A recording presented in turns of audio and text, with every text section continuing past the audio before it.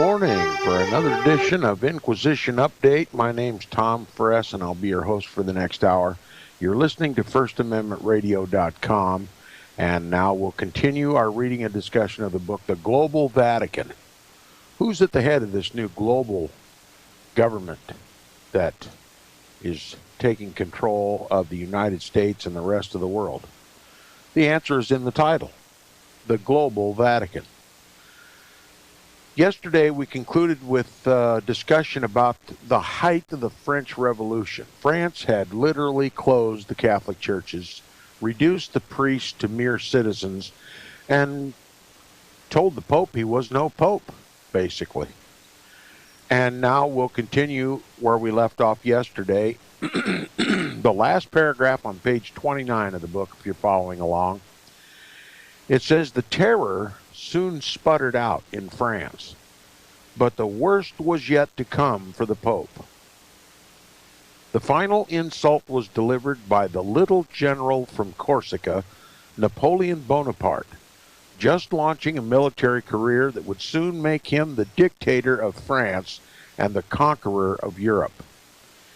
In 1796, Bonaparte invaded Milan, from which he announced his intention to advance south and take Rome.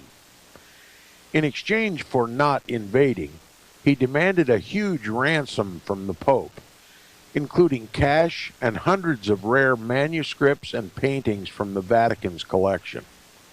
Of course, this was not the first time the Vatican had been plundered. Charles V had done much the same as Napoleon back in 1527. But for sheer hubris and greed, Napoleon had few equals.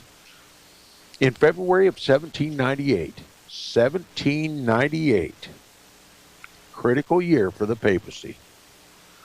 While Napoleon was away preparing his invasion of Egypt, the French army entered Rome and declared a new Roman Republic, this one without a pope. Pius VI, now 80 years old and critically ill, was put into a carriage to be exiled from the city forever. When the Pope begged to die in Rome, the French commander only scoffed, quote, "A man can die anywhere," unquote.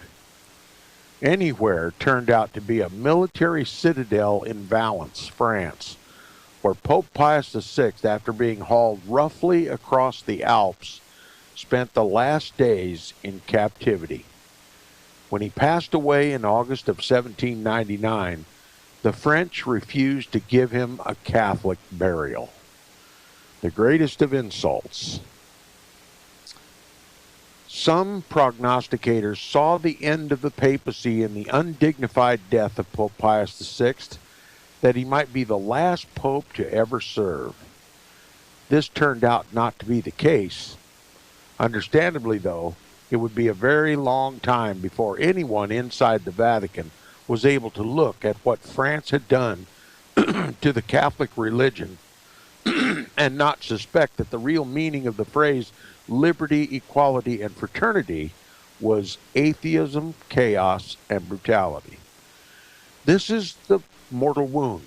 I believe the Bible speaks of the mortal wound inflicted upon the beast, and this is when the papacy, who had kept God's people in captivity, would go into captivity. This is when he who ruled by the sword was destroyed by the sword.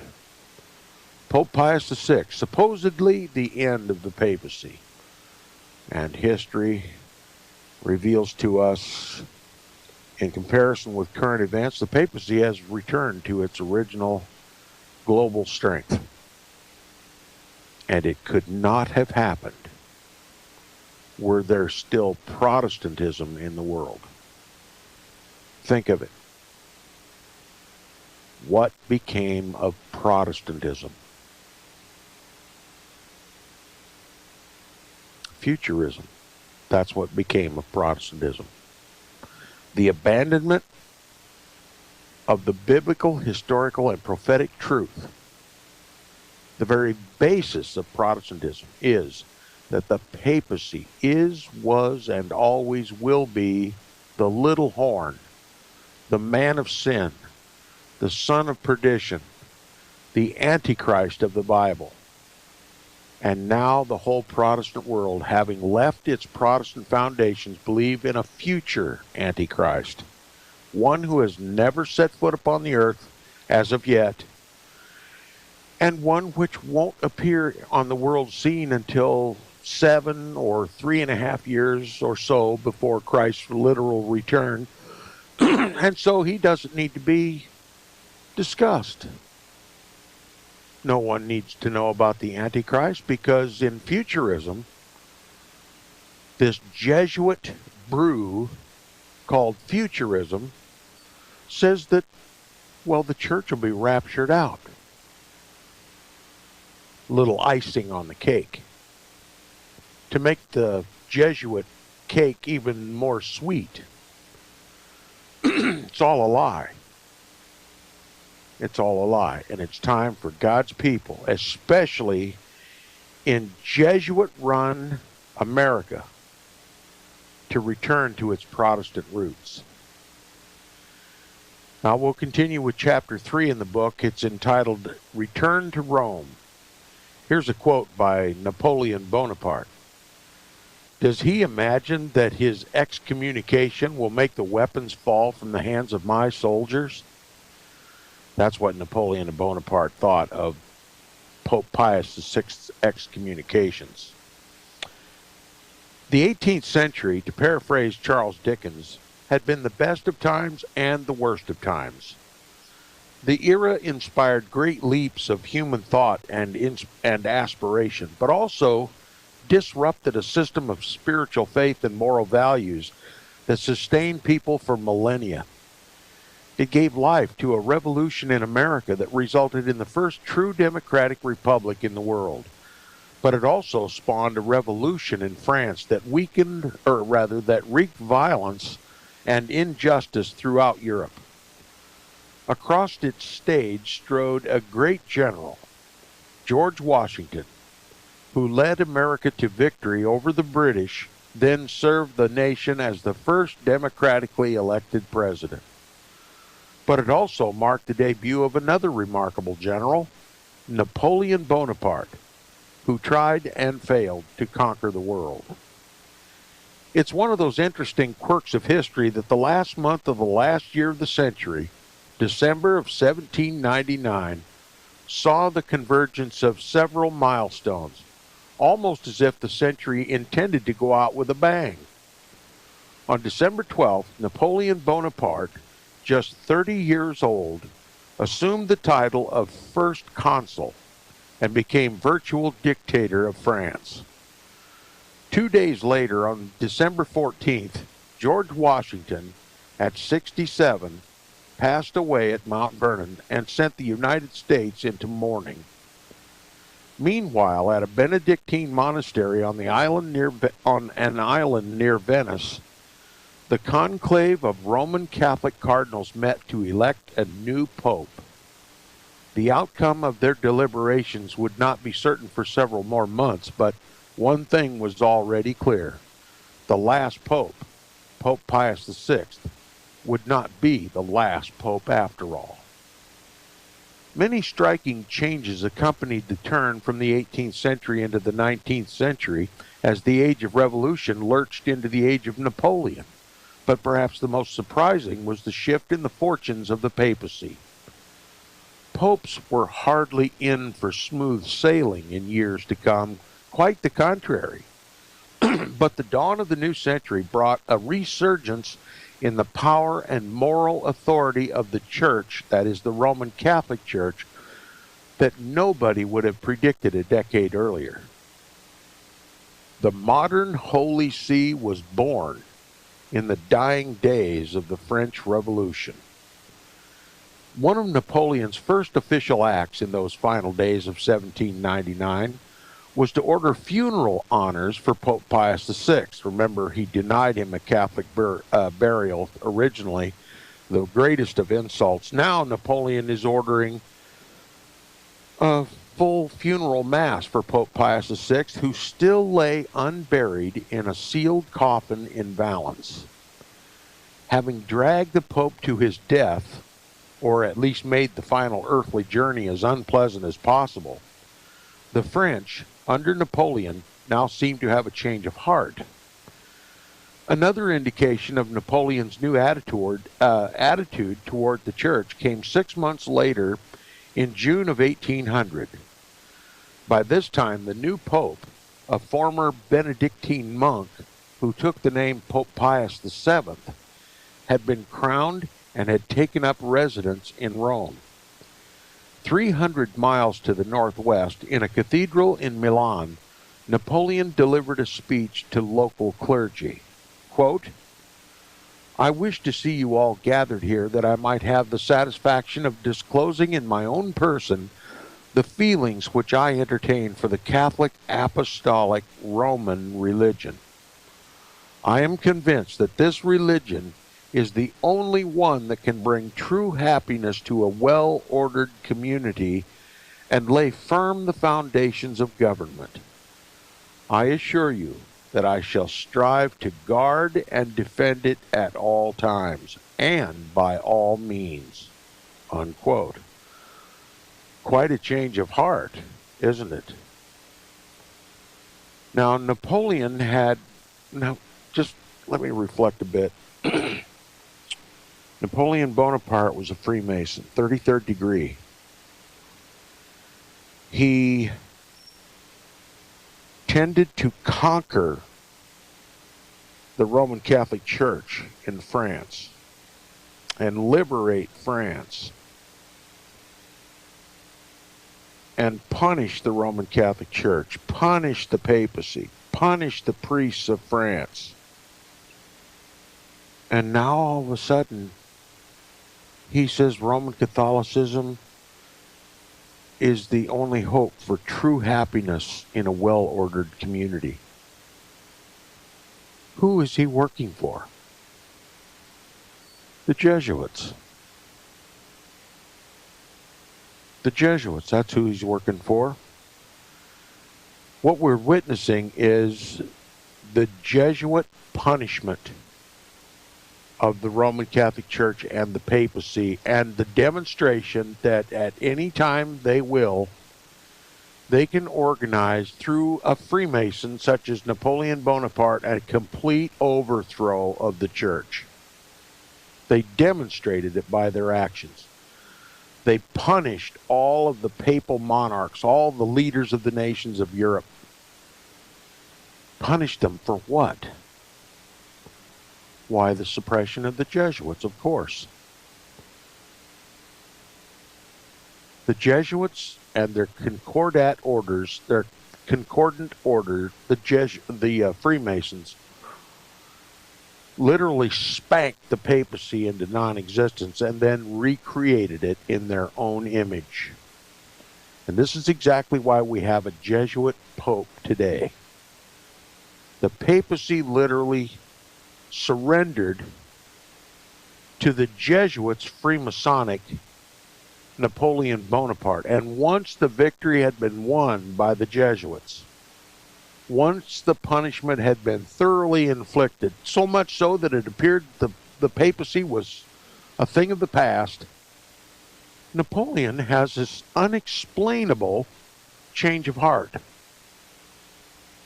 And that simply means that the Jesuits and the papacy have gotten together and come to an understanding. We're going to have this papal New World Order, but it's the Jesuits who are going to control it. So, and this is why many historians today now refer to the papacy as the Jesuit papacy. The Jesuits actually performed a hostile takeover of the papal chair. That's the answer. This makes perfect sense now. The real target of the French Revolution was the Jesuit overthrow of the papal chair. Now, Napoleon had maligned Catholicism in the past, but apparently no longer. Quote, France has had her eyes opened through suffering and has seen that the Catholic religion is her single anchor amid the storm. Unquote. Napoleon's sentiments echoed a theme George Washington raised in his farewell address in 1796. Quote, of all the dispositions and habits which lead to political prosperity, religion and morality are indispensable supports. Unquote. Washington further wrote, quote, the mere politician, equally with the pious man, ought to respect and to cherish them. Unquote. In the case of France, the people, not the politicians, first grasped how indispensable religion was to a country that had been Roman Catholic since the days of Clovis. However, his own spiritual beliefs, whatever his own spiritual beliefs and his most constant object of worship seemed to be himself, Napoleon recognized that Catholic piety was already reawakening across France, and that most of his countrymen were eager to return to the old faith. Facing a populace weary of years of revolution and chaos, Napoleon realized he needed the church. Okay? Napoleon, a representative of the Jesuits and a representative of the state, needed the church. It's an unholy alliance that has existed throughout history. The alliance between church and state, now controlled by the Jesuits. He says, my political method, Napoleon once said on the subject of religion, is to govern men as a majority of them want to be governed. Unquote. Napoleon not only wanted to restore the Catholic faith, he wanted the new Pope to help him restore it. The French clergy who survived the revolution were bitterly divided between those who had signed the Constitution and those who had refused. The only person who could reconcile these two groups, Napoleon understood, was the Pope. Quote, go to Rome, he told an emissary, and tell the Holy Father that the first consul wishes to make him a gift of 30 million Frenchmen. Unquote. In other words, Holy Father, I give you my country. Quite a turn of events, is it not? Realizing that Napoleon, a man of extraordinary political acumen on one hand and intolerance of rivals on the other, was willing to deal with the Pope, says a great deal about his estimation of the importance of Catholicism.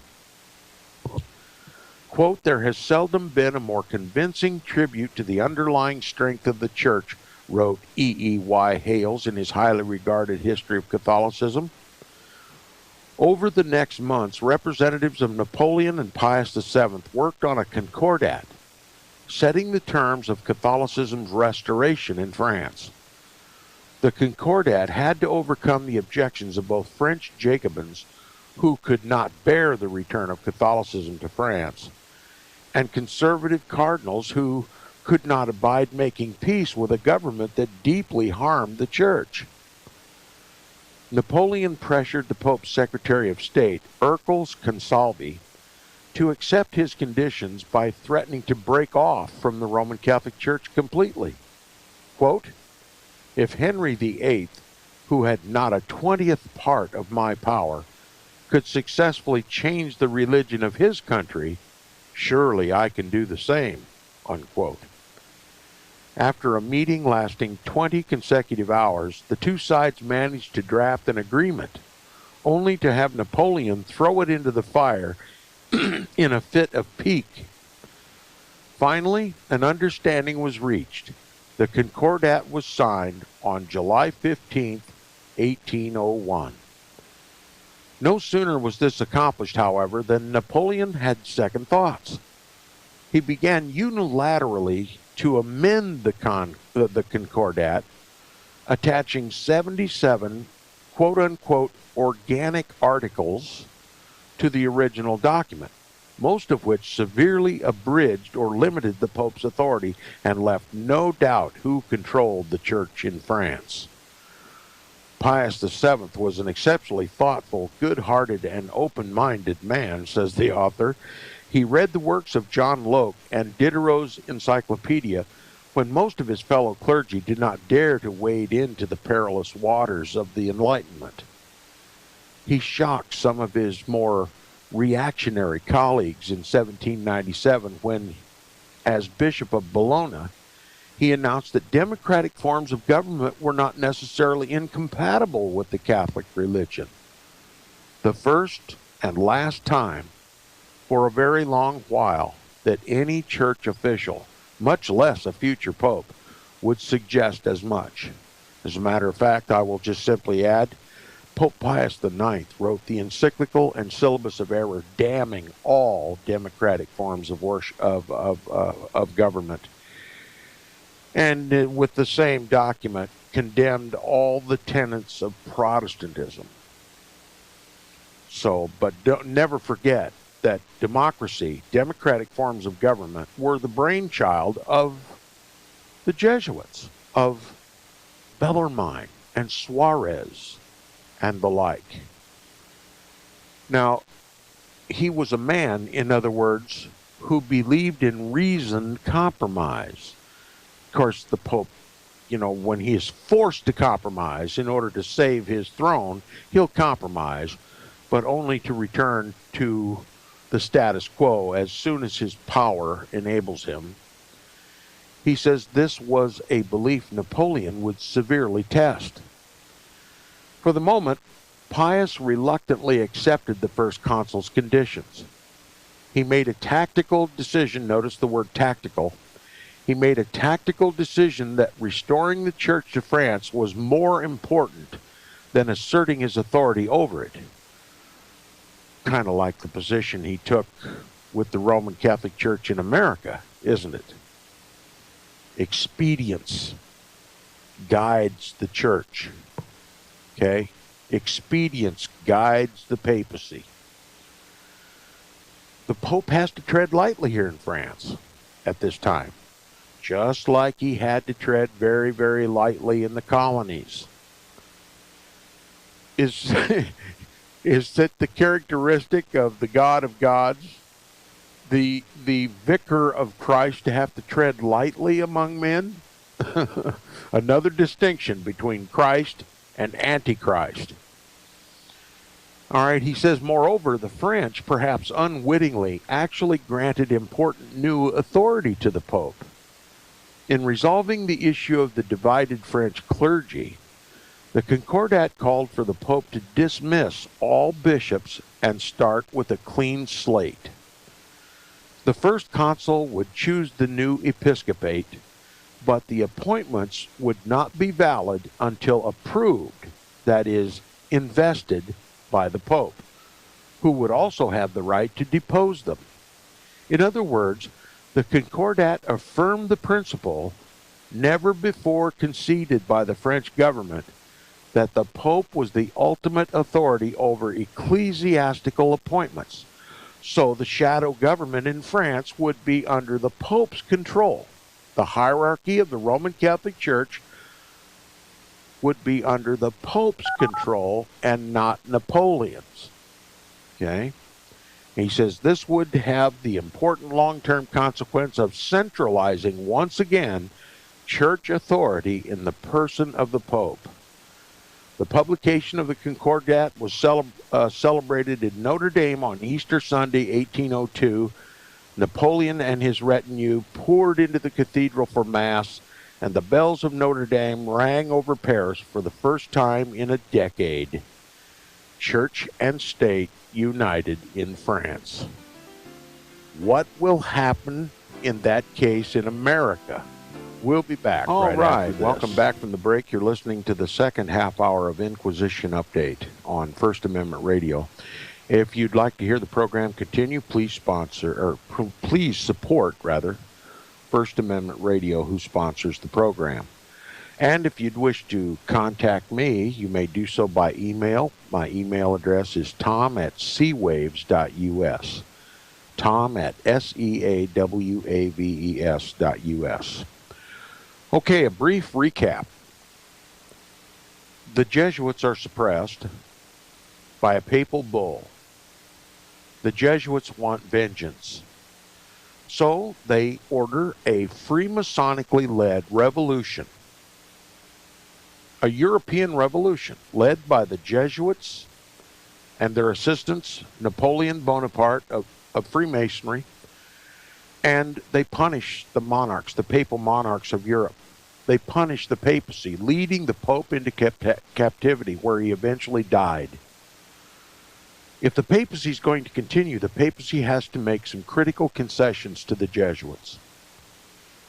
The papacy secretly makes those concessions to the Jesuits, realizing that the papacy is toast unless they accept Jesuit leadership. The conquest of the world for the Pope will not be possible without the Jesuits' help. And having proved that by literally destroying the papacy had to concede.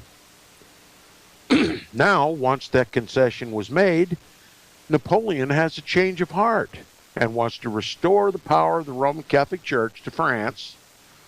But it's a Roman Catholic Church led by the Jesuits. And the papacy is Jesuit controlled.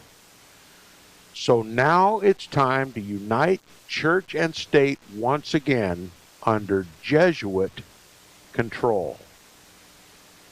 All right. Pope Pius VII himself entered Notre Dame several years later on December 2nd, 1804.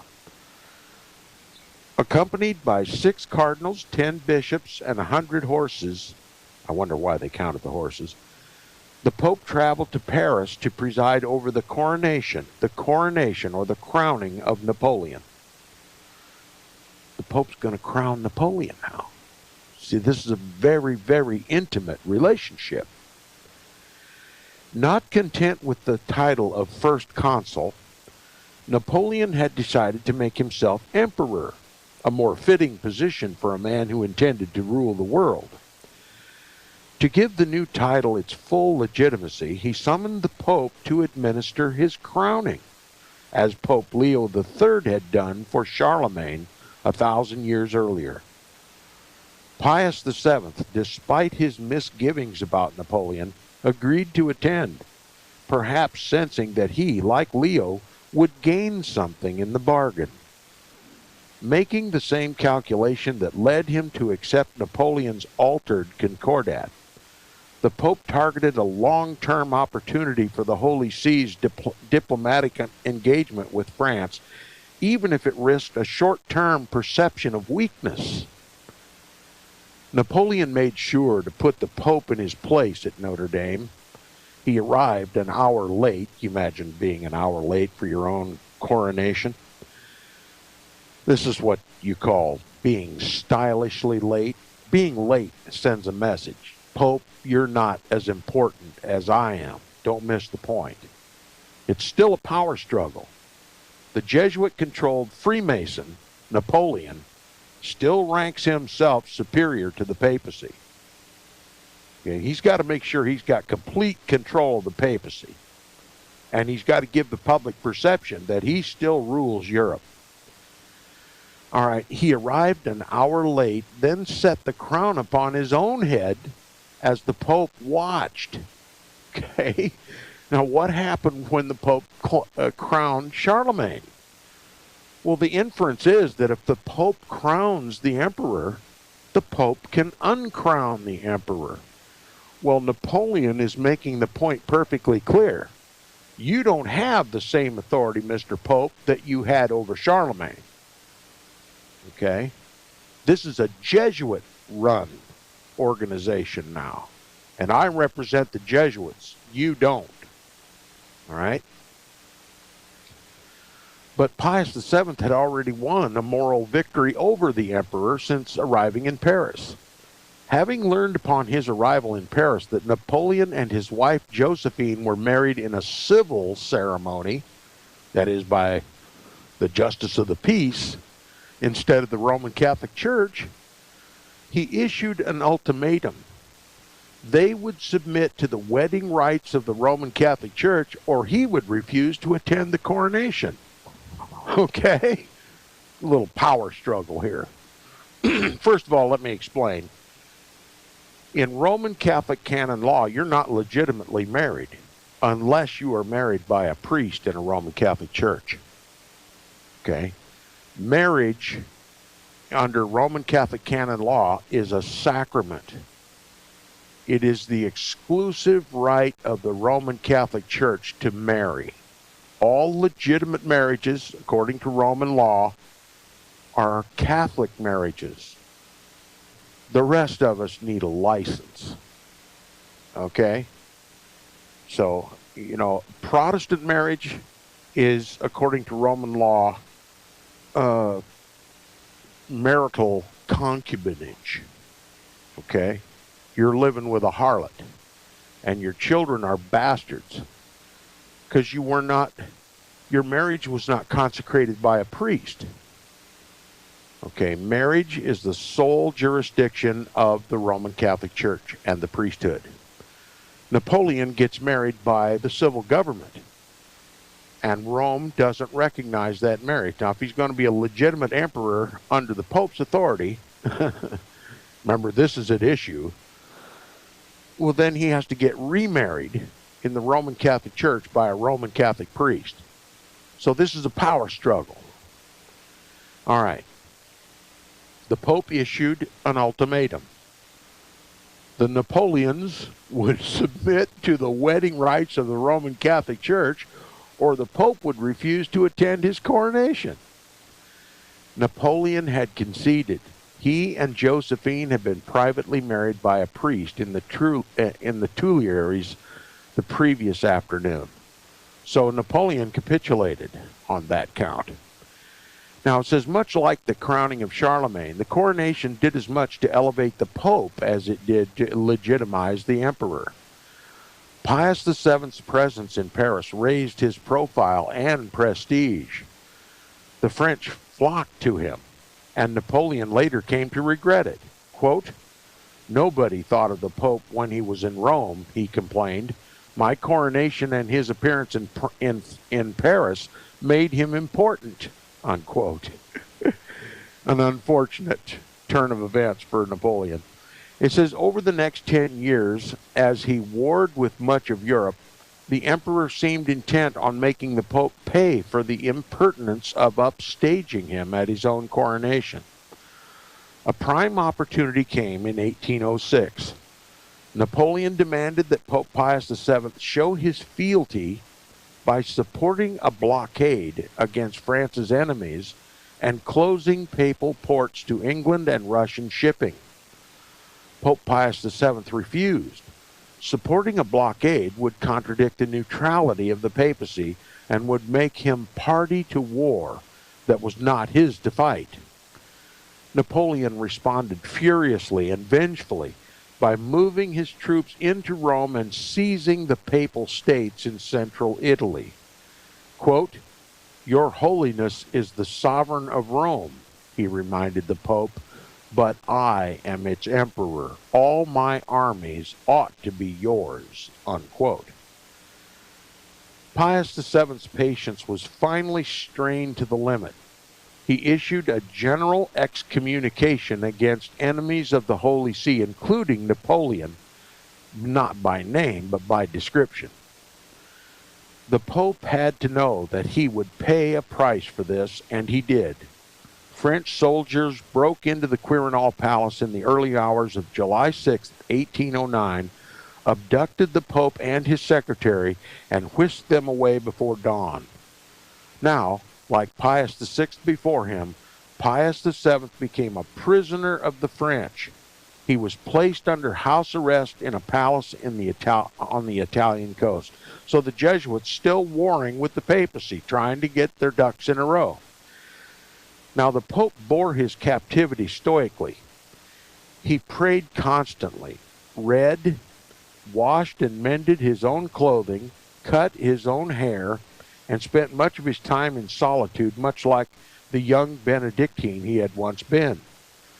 Cut off from Rome, he had little power, but he did ably deploy the one bit of leverage that remained to him. He refused to approve any of the bishops that Napoleon nominated for the French church. When Napoleon tried to invest the bishops himself, the nominees refused to serve. For all the discord among the clergy within the French church after the Revolution, on this at least they agreed. They were not bishops until they received blessing of the Pope. Napoleon ordered that Pope Pius VII be transferred to him at Fontainebleau. He intended to talk sense into the, quote, imbecile old man, unquote, as he had taken to calling the Pope, and put an end to his insubordination.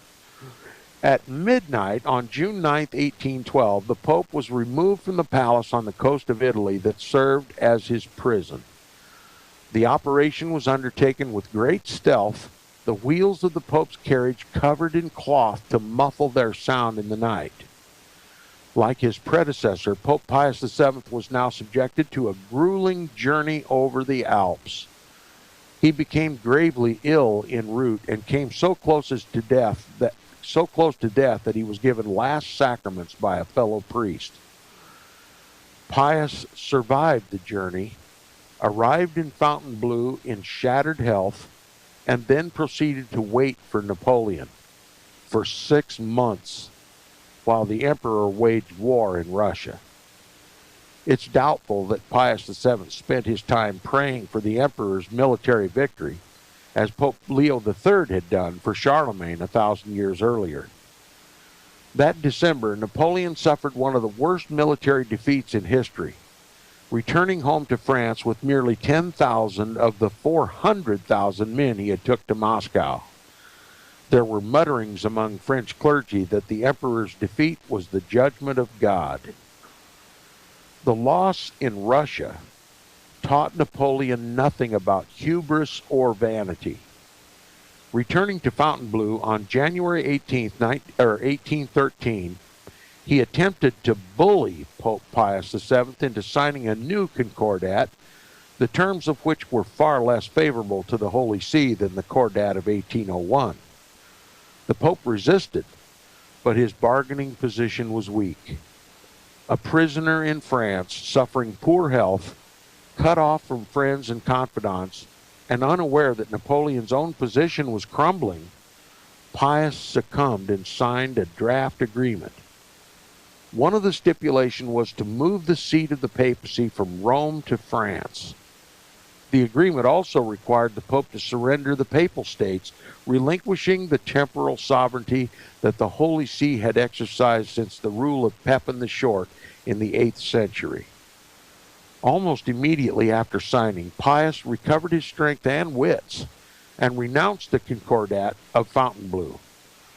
Napoleon insisted it was binding, even in draft form. How this dispute was ultimately resolved is unclear, but soon it was swept away by larger currents of history. Napoleon's loss in Russia, followed by another defeat at Leipzig in October of 1813, had shattered his invincibility. His enemies were closing in, and he had no more will to fight the Pope. He tore up the Concordat in January of 1814 and sent the Pope back to Italy. Pius's captivity was over. By the time Pius VII returned to Rome in May 24th of 1814, Napoleon was out of power, soon to be exiled to Elba. All of Rome greeted the long-lost Pope when he arrived at the city gates. Children waved palm fronds along the way as 30 young men from Rome's noble families pulled Pius's unhitched carriage through the city to St. Peter's, where Pius VII, after 6 years' absence, resumed his throne. The Pope would have to flee once more when Napoleon escaped from Alba and reemerged as the Emperor of France in the spring of 1815. But this coda, the 100 days, as it's known, was short-lived, and soon the Pope was back in Rome in the Quirinal Palace. As Europe's rulers met in Vienna to redraw Europe in the aftermath of Napoleon, Pope Pius VII focused on rebuilding a Catholic Church badly damaged by a quarter century of continuous revolution and war. Despite illness and frailty, the Pope showed great moral fortitude, says this author, standing up to Napoleon as other monarchs fell by the wayside. The papacy survived. Remember, this history is being recounted by this author to justify the belief that the papacy is the vicar of Christ and shall never see sorrow. Now, one of Pius VII's first acts to restore the church after the revolution, and Napoleon was as symbolically potent as it was practical, he lifted the ban on the Society of Jesus. See what's happened? The deal has been struck.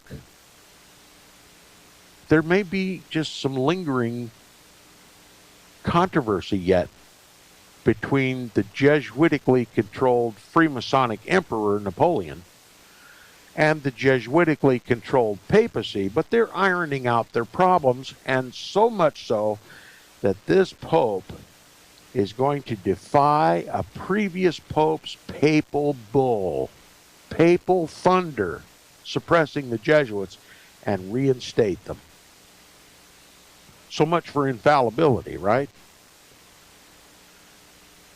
John Carroll's reaction, remember we're back in the colonies now, John Carroll's reaction to the reinstatement of the Jesuits is undocumented, but it must have been emotional.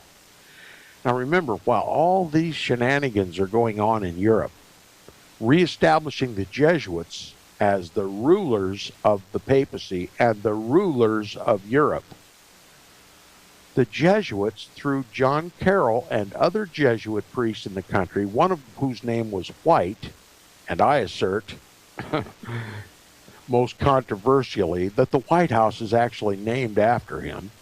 You won't hear that anywhere else. But while the Jesuits are busy spanking Europe for the suppression of the Jesuits are creating a continental enclave in America. The first beast was dying just as the second beast was being born. And it was through America that the Jesuits planned to conquer the rest of the world for the Jesuit general, for the papacy. John Carroll's reaction to the reinstatement of the Jesuits is undocumented, but it must have been emotional. These were exuberant days for Catholics, and they must have been especially gratifying for Bishop Carroll, who turned 80 in the start of 1815, and finally, the final year of his life. Carroll and his countrymen were far removed from the Napoleonic Wars, but they were not unaffected. The War of 1812, indirectly prompted by England's blockade against Napoleon's France, a response to Napoleon's own blockade against England, was one notable sideshow of the European drama. Carroll himself witnessed the British bombing of Baltimore in the late summer of 1814. Carroll also had one odd but not insignificant brush with the Bonaparte family during Napoleon's reign. This came in 1803 when the bishop presided over the wedding of a 17-year-old Maryland belle, Elizabeth Patterson, to her 22-year-old sweetheart, a French naval captain named Jerome Bonaparte, Napoleon's youngest brother. John Carroll had hardly been blamed for the wedding held in Baltimore Cathedral on Christmas Eve 1803, but it later became a matter of contention between Napoleon and Pope Pius VII. Disgusted by his brother's youthful folly, Napoleon demanded that the Pope annul the marriage. Pius's refusal added to the score the emperor later tried to settle by imprisoning him. When not attending to weddings and other pastoral duties, John Carroll spent his time overseeing the expanding American, and I'll add the words, Roman Catholic Church, which now included, in addition to Baltimore, dioceses in New York, Boston, Philadelphia, and Louisville, Kentucky, where a number of Maryland Catholics migrated, and his view of the American, and I'll add again the words, the American Roman Catholic Church had evolved. Immediately after the American Revolution, Carroll favored a distinctly indigenous church, unencumbered by Rome's interference. Remember, that also was an imperative. The American Roman Catholic Church had to at least appear to be aloof from the papacy, the man of sin, the son of perdition, the Antichrist of the Bible, or the Protestants would make them pay. You see, the Catholics in the country were still treading lightly so as not to provoke a Protestant return to anti-Catholicism. Remember, they had just fought a Revolutionary War together. So there was the nucleus for camaraderie, if nothing else. Patriotism was something that they both shared. But the Catholics of the country had to tread lightly. They had to distance themselves from the papacy. All right. Immediately after the American Revolution, Carroll favored a distinctly indigenous church, unencumbered by Rome's interference. Later, as a bishop, he steered the church in a more conservative and recognizably Roman direction. He remained a strong advocate of the separation of church and state and of religious pluralism, both inherent in American values, but sought to organize and centralize the American hierarchy and, increasingly, to echo the European model of Catholicism. Critical phrase that, it says, and to centralize the American hierarchy, that is, the American bishops, the hierarchy of the Roman Catholic Church, the hierarchy of the American Roman Catholic Church, the shadow government, and to increasingly echo the European model of Catholicism. The author has just, in his own language, told you that America is going to be the spitting image of her Romish mother. The image of the beast.